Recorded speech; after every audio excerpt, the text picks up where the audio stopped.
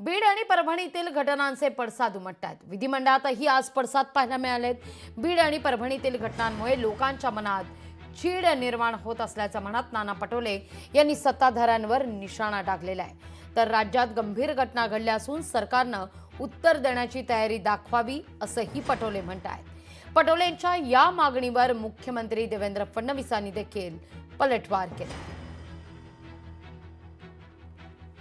अध्यक्ष महाराज, सरकार अस्तित्वात आल्यानंतरच्या घटना अध्यक्ष महाराज आणि आंबेडकरी जनतेमध्ये आणि बीडमध्ये झालेल्या घटनेचं अध्यक्ष महाराज पूर्ण राज्यामध्ये हाहाकार माजलेला आहे। अध्यक्ष महाराज, आपण कस्टोडियन आहात आमचे अध्यक्ष महाराज आणि आपल्या माध्यमातून आम्हाला न्याय मिळेल अध्यक्ष महाराज, राज्याच्या जनतेला न्याय मिळेल।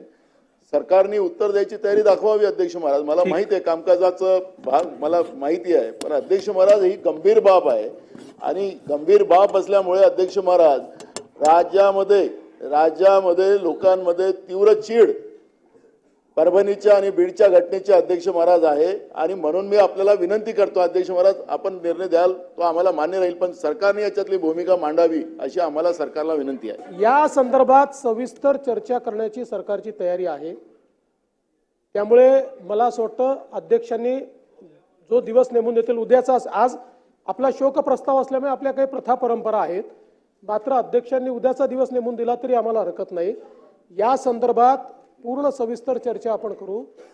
दोन्ही घटना अतिशय गंभीर आहेत, त्यामुळे निश्चितपणे त्याच्यावर चर्चा करू। त्याच्यावर सरकारने काय कारवाई केली ही देखील आपण त्या ठिकाणी बघू आणि विशेषतः परभणीच्या घटनेच्या संदर्भात मला या निमित्ताने सर्वांनाच अपील करायची आहे की संविधानाचा अपमान कोणीच कधीच सहन करणार नाही।